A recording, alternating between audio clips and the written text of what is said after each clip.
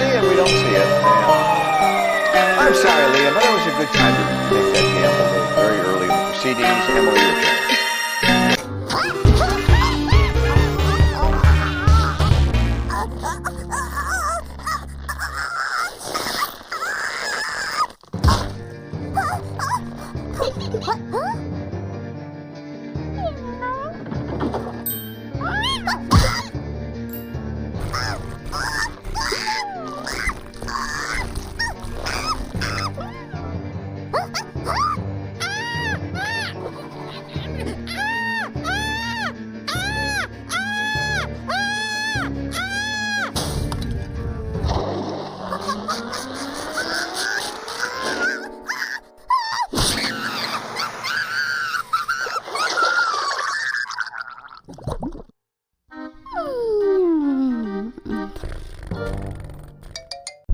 That or a bankrupt, what's it going to be?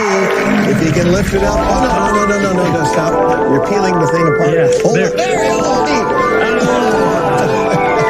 sorry.